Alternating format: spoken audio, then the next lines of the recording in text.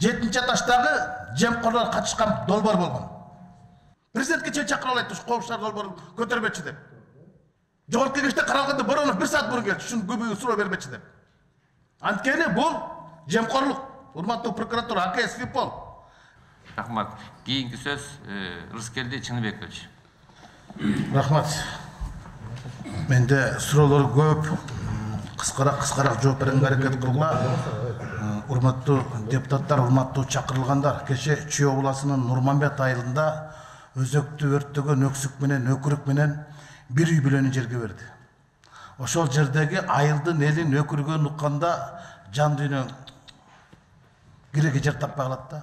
Мына ошол жол кырсыгынан бир үй бүлө кайтыш болду. Атасы, баласы, келини, апасы, 2 небереси менен. Анан ошол коопчулар долбоор иштеп турган трассада болду жол кырсыгы. Силер мактап аткан апендинин кызындай. Намыс деген, авир деген бар болуш керек да. Акыреттинде сурак болот да.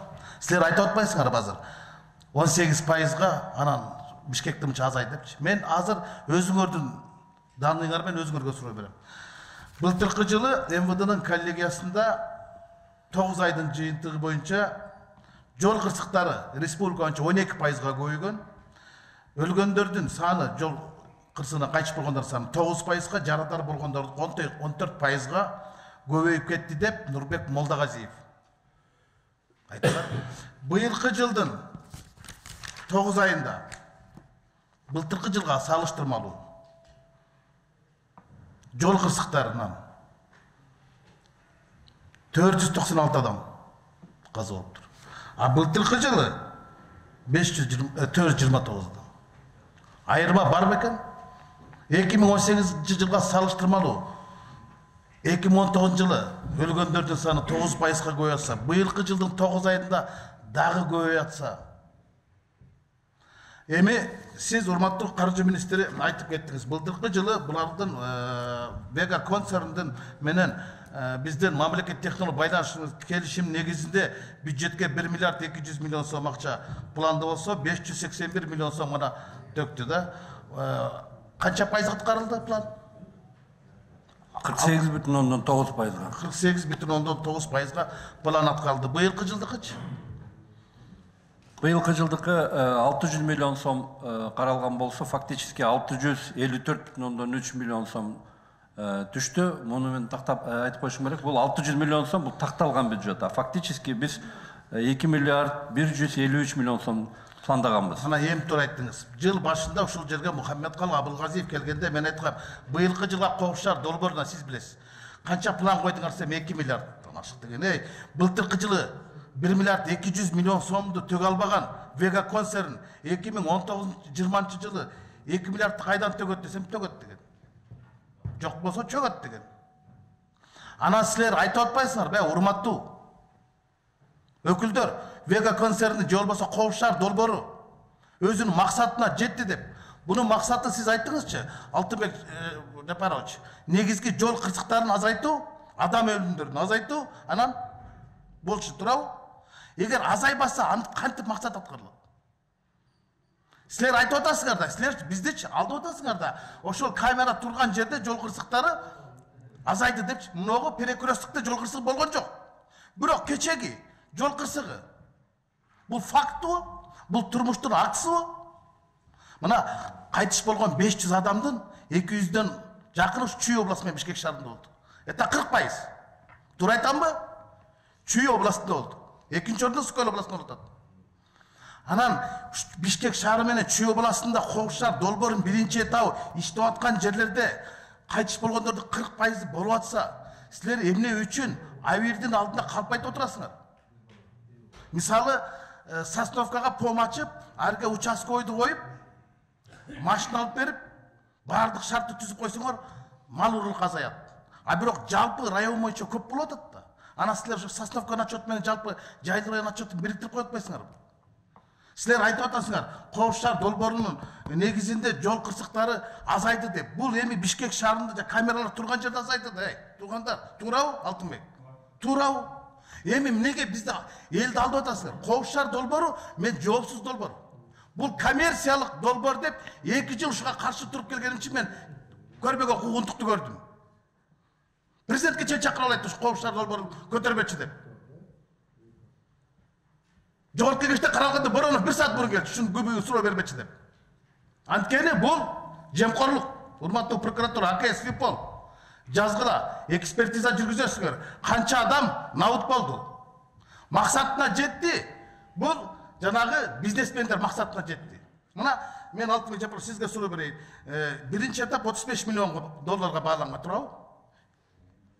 35 миллион сомдук бул долбоор, долларлык долбоор. Туура айтамбы? Биринчи этап. Биринчи этап. 35 миллион долларлык 110 комплекс алып келдиңер. Анын канчасы Бишкек шаарына коюлду, мына силер берип атпайсыңар бул жерде 110 участокто орнотулган депчи. Эми ошонун 5 миллион доллары болуптур. Программный обеспечение болсун, хаб болсун, сервер болсун.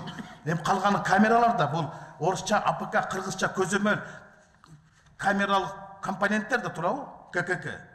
Эми ошону 30 миллионду 110го бөлсөң 270 миң доллардан болуп атпайбы? Бир камера 270 миң долларга туруп атса, ана биз 600 долларга актерский пластиковый салды кама салбадык бар. Булар бир жылда 10-12 миллион доллар акча чыгарып атат. Бега концерт. Анткени келишим боюнча 50% буларга кетип турабы? Штрафтан. А байкуш алда жакта турат Кыргыз поштасы. Канча сом аласыңар силер бир штрафтан? Да бер. Жеткизип бергенде канча аласыңар? 24 сом 64 тыйын алабыз. 24 сом алат. Ошол байкуш Кыргыз поштасында кемпир чалдар иштейт. Эч ким иштебейт, анда айлык жок. 4000-6000 сом айлык турабы? Анан ошого 20 сомдон жол киресин артып кетти го. Анан тил угат. Албайт, кол койбойт. Ким эле карага сап келсе, штрафтап келсе, кол коюп берет, сүйүн алат. Анда силер письма счастья деп атсыңар. Кандайча письма счастья ал? Бактылуу катпы? Ал карага аласыздар. Кайгылуу каттап келип атат да. Бул деген мен башында айткам, силердин азыркы койгон камералар шаардагылар 7 функцияны. Жол боюндагы 2, жанагы 3 буттуңар 2 функция. Булардын баасы ашып кетсе 1000 долларга жетпейт. А бирок киргизген. Мен билем да буну. Башынан каршы чыгып айткан, бул деген керек болсо ошол кездеги мамлекеттин башчысы келип айткан, Рыскелди Чилек мени буруп атат 7-этаждан деген. Өткөрөсүң деп. А биз билебиз, мына ушул жерде, урматтуу Тынчтыкбек Кадырбеков, сиз билесиз. Биз ушул жерде мурунку Кыргыз телекомдун башчысы Нурлан Мадаминов отурганда суроо бергенбиз. Жаңы депутат болуп келгенде. Коопшар долбоорун канча миллион доллар менен ишке ашырасың? 10 миллион доллар менен деген. 10 миллион доллар менен Кыргыз телекомдун базасына ишке ашырабыз деген. А биз Бишкек шаары менен Чүй областына 35 миллионго. Дагы Бишкектин калганын 35 миллионго, жалпы 50 миллионго берип атабыз. Килеген Анкарада 20 миллионго бүткөн. 20 миллион долларга. Мына сурагыла, Молдо Муса Коңгатиевден сурагыла, Зарылбек Рысалиевден сурагыла. 6 миллион халык бар, Анкарада 20 миллионго бүткөн. Иса Өмүркуловду чакырып сурагыла, англиялыктар келип 10 миллион долларга бүтүрүп беребиз деген коопшар долбоорун. Сапар Исаковду Хуавей менен 60 миллион долларга түздүк деп туруп кызматтан кетиргенбиз. А силер 70 миллионго түшүрүп атасыңар. Жартылай. Иштебеген, катып калган камералар менен. Менде данныйлар бар. Менде данныйлар кантип иштеп атканы жөнүндө булардын. Текшергенсиңер силер. Канча немен аткарбай калгандыгы жөнүндө булардын. Катып калган камералар менен. Анан айтып атасыңар булардын бардыгы. Бул деген коммерческий проект болгондо. Коммерческий проектта 50% акчаны үйүндө жатып чөтөрүп атат. Карапайым эл төлөп атат, ошол акчанын 50%ын жана бизнесмен чөтөрүп салып атат. Ошонун максаты ишке ашты. Аферисттердин коррупционерлердин максаты ишке ашты. Карапайым элдин максаты ишке ашкан жок. Кайтыш болгондордун саны азайган жок. Жол кырсыктары азайган жок. Бул факт. Мен асмандан алган жокмун. Мына силердин МВДнын бүттүк сводкасын алып чыктым мен. Жол кырсыктар жылдан жылга көбөйүп атат. Адамдардын өлгөнү көбөйүп атат. Жарадар болгон. Силер мисал айтып атпайсыңарбы? 500 мына бүгүнкүгө бердиңер. 496 адам кайтыш болду деп. Больницага жаткандардын канчасы кайтыш болду ошо жарадар болгондордун. 6200 жарадар болду десиң, ошонун канчасы кайтыш болуп кетти. Силер аны киргизген жоксуңар да. Это же укрытие, урматтуу прокурор. Это Украинада. Ал больницадан өлді, бірақ жол қырсығынан өлді да.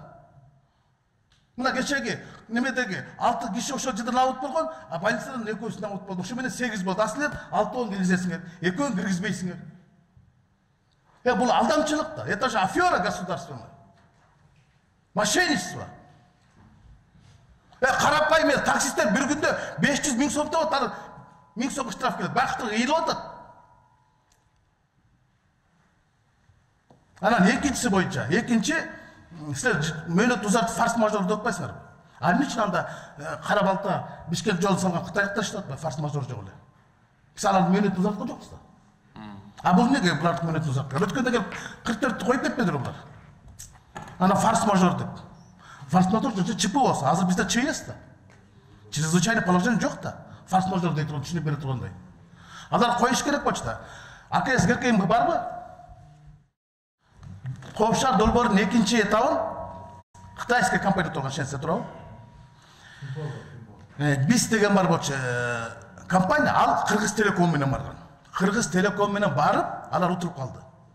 Бирок булар Кытай эмес деп. Ошондо эле америкалыктар айтып чыккан, Кытай Кыргызстандын коопсуздугунда колдон алат коопшар долбоору менен деп америкалык журналда жазылган.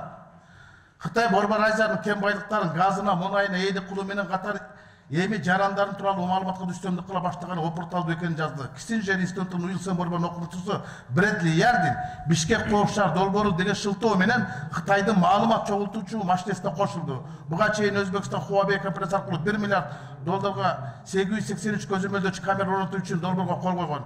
Казакстан 2016 жылы Кытайдын көмөгү менен акылдуу шаар долбоору аркылуу санар тештириштерди жүргүзгөн деп. Экинчи долбоорун биз Кытайдын Шенсен компаниясына бердик.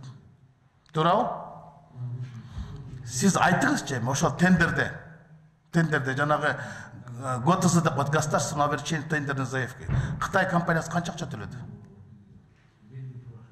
КОКЗ катары тендерный суммасы 60 миллион сомго жакын. Сизде жок экен, порталга кириңиз.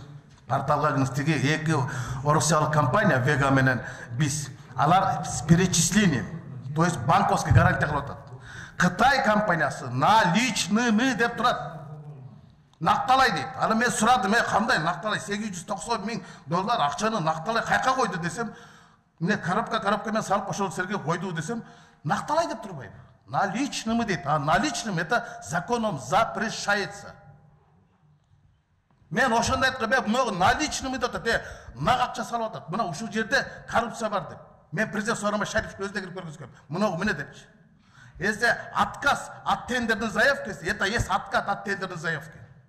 Отказ менен откаттын айырмасы бар да. З менен Т. Ошону биз деген компания сотко берген. Эмне үчүн булар наличный акча салды? Сотто отуруп калды. Анткени отказ это есть откат. Мына Сыргак Кенжебаев дегенди кармап камадыңар. Ширин Айтматовдун жолдошун туурабы?